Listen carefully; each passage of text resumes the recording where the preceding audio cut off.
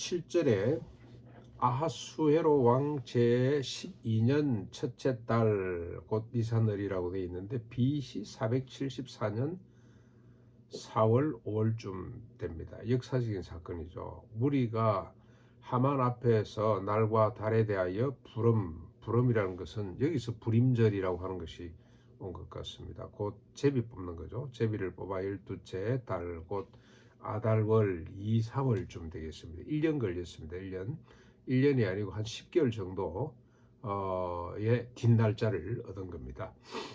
제비뽑기죠. 유대인들에게도 제비뽑기가 있습니다. 그런데 유대인들의 제비뽑기는 하나님의 뜻을 묻는 겁니다. 우림과 둠림 해가지고 어느 것이 하나님의 뜻인지 하는 것인지 안 하는 것인지 하나님의 뜻을 묻는 거고, 여기 제비뽑기는 자기들의 욕망하는 날을 뽑는 거죠. 아무튼 10달 후에 어떤 사건이 벌어지도록 됐습니까? 그 뒤에 8절부터 쭉 나옵니다. 하만이 아수에로 왕에게 아뢰입니다. 한 민족이 왕의 나라 각 지방 백성 중에 흩어져 사는데, 이 한 민족은 누굽니까? 유대인들이죠. 유대인들이 왕의 나라, 큰 나라 대제국의 여러 곳에 흩어져 사는데, 그들이 가진 법률은 만민의 것과 달라서 왕의 법률을 지키지 아니하고 용납하는 것이 왕에게 무슨 유익이 있겠냐. 큰일이다 이거. 내버려 두면 이 사람들의 이 법률이 훨씬 더 매력적이라 사람들에게 전파가 되면 왕의 질서가 서지 않을 것이다. 그러므로 왕이 옳게 여기시거든 판단해 보시고 조서를 내려서 그들을 진멸을 하십시오. 내가 은 1만 달란트를 왕의 일을 맡은 자의 손에 맡겨 왕의 금고에 드리리다 고 제안을 합니다. 내가 1만 달란트 이들을 진멸하는데 필요한 비용은 내가 될 테니까 왕은 그냥 허락만 하라, 이런 뜻이죠. 내버려 두면 큰일 난다. 저들이 가지고 있는 법과 질서, 저들의 가치, 저들의 철학, 저들의 신앙은 혹세무민하고 세상을 어지럽게 하는 것이다 하는 겁니다. 여러분 가만히 한번 보십시오. 유대인의 율법, 그러니까 모세를 통해 주신 하나님의 율법이죠. 뭐 수백 가지가 됩니다. 우리 613가지라 그랬는데 그 넘어서죠. 그보다 훨씬 더 많을 것이다. 그 법들은 세상 사람들이 보기에는 자기들의 질서를 어지럽히는 겁니다. 자신들이 욕망하는 것과 전혀 맞지 않습니다. 뭐 예를 들자면 우리가 뭐 많이 들 것도 없어요. 뭐 토지법 하나만 봐도 이건 인간이 받아들일 수가 없는 거예요. 지게석을 옮기지 말거라. 그러니까 땅을 많이 갖지 말거라, 그런 뜻이거든요. 지금 그 법을 한국의 법으로 주장을 한다면 어떻게 되겠습니까? 지지를 받겠습니까? 그런 정치가가 무슨 뭐 집권을 할 수가 있나요? 천만에요. 기독 정당을 만들겠다고 많은 사람들이 시도를 하는데, 한국에서 말입니다. 지금 뭐 독일이나 뭐 이런 나라에서는 조금 상황이 다릅니다만은, 한국에서 기독당을 만들겠다는 사람들은요, 기독교의 이권을 확보하겠다, 더 기독교의 자기의 욕망을 확장하겠다, 그런 뜻으로 만들려고 그러지, 하나님의 법과 질서대로 해보겠다는 그런 정당 제가 보지를 못했어요. 하나님의 법과 질서대로 정당을 만들면 어떻게 됩니까? 백성들로부터, 국민들로부터 왕따를 당합니다. 왜 그러냐? 토지를 많이 갖지 말거라, 집을 가옥을 인하여 짓지 못하도록 하는 법이잖아요. 하나님의 법이.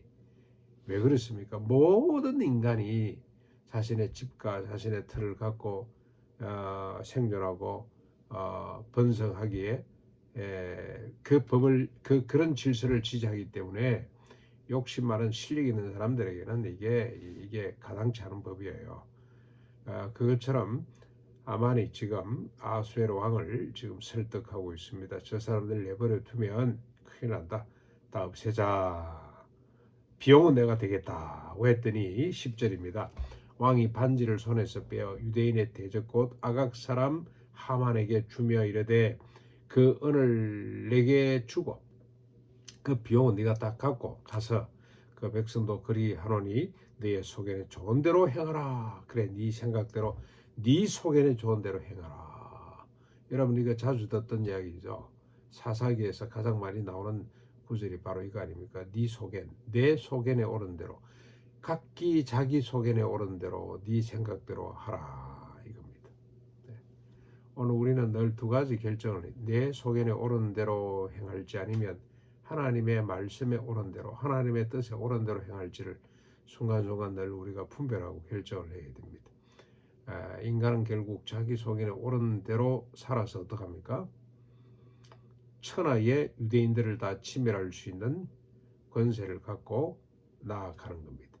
자기 속에는 옳은 대로 타자를 부정해버리는 거죠. 한 민족을 씨를 말리려고, 자기 속에는 옳지 않은 민족을 씨를 말리려고 하는, 이게 인간의 실존이라고 할 수가 있습니다. 자, 그래서 12절에 첫째 달 13일에 왕의 서기관이 소집되어서 하만의 명령을 따라 왕의 대신과 각 지방의 관리와 각 민족의 관원에게 아수에로 왕의 이름으로 조서를 쓰되 각 지방 문자와 민족의 언어로 쓰고 왕의 반지로 인을 치게 됩니다. 나라가 워낙 크니까 수많은 민족들이 지금 이제 대제국을 이룬 거잖아요. 페르시아라고 하는 제국을 이뤘는데 각 나라 말로 조서를 다 써야 되는 거죠. 그리고 왕의 일을 쳐서 역졸들에게 맡겨가지고 자, 그날 우리가 정한 날에 한 명도 남기지 말고 유대인이란 유대인은 남자, 여자, 어린이, 노인 갈 것 없이 다 죽이라 하는 겁니다.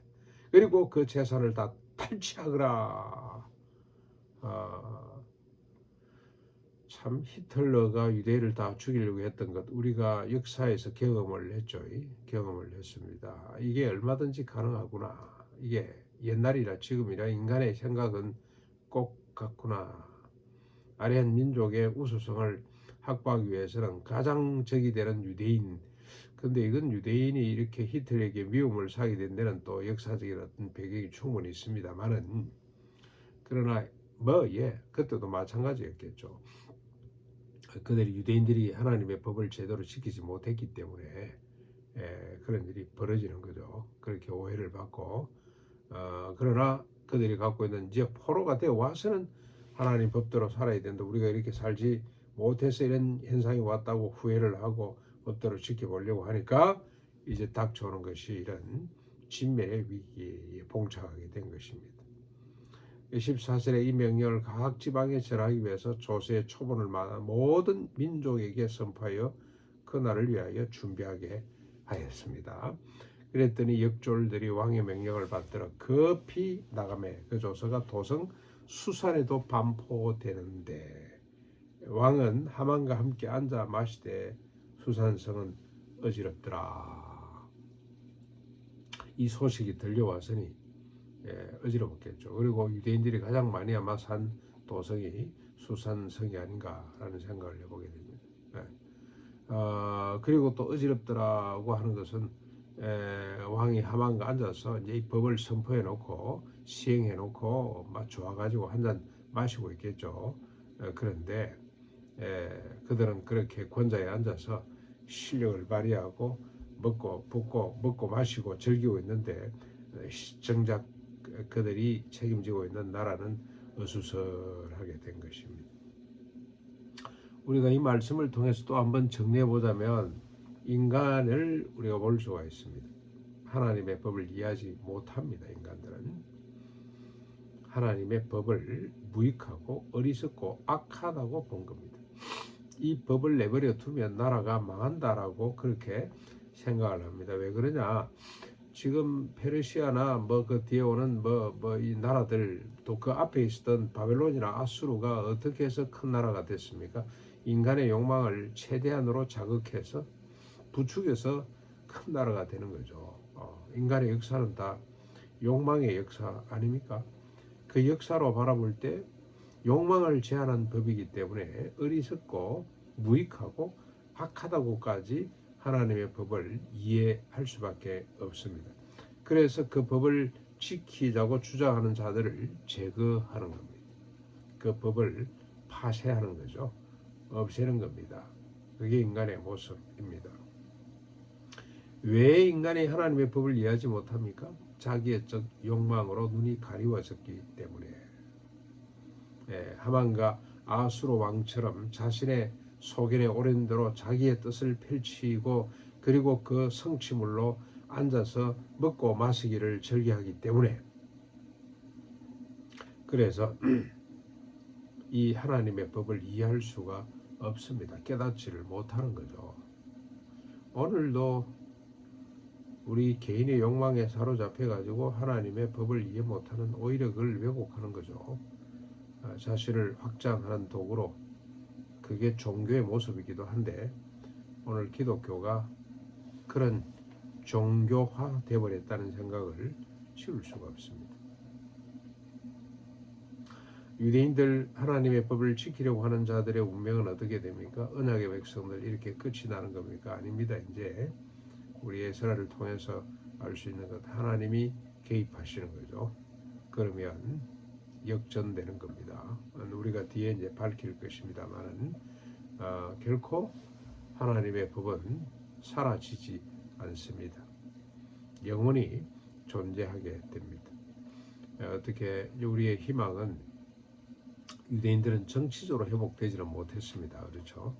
그러나 하나님께서 오히려 이런 위기를 통해서 더 그 후대들, 믿음의 사람들에게 주시는 메시지는 뭐냐? 구원입니다. 구원. 메시아를 통해서 구원해 주시되, 유대인들이나 여기 이 페르시아 사람들이나 메데파사 사람들이나 꼭 같죠. 꼭 같습니다. 궁극적인 구원을 하나님께서 그의 종들을 통해서 계속 선포하는데, 내용이 뭡니까? 자기의 욕망의 인간. 그래서 타자를 부정하고 하나님을 궁극적으로 부정하던 인간들, 하나님을 도구화하는 인간들이 어떻게 됩니까? 타자 애적 섬김의 존재로 다시 거듭나는 이런 희망을 계속해서 그의 선자들을 통해서 인류들에게 말씀해 주고 있습니다. 에스라서도 그런 차원에서 우리가 이해할 수가 있겠습니다. 오늘 우리는 이 시대, 이 암울한 시대에 믿음으로 그 민족을 구했던, 하나님의 뜻을 이어갔던 이 여인의 모습으로 살아갔으면 좋겠습니다. 이 시대의 유대인으로, 이 시대의 에스더로 살아갈 수 있기를 주님의 이름으로 축원합니다.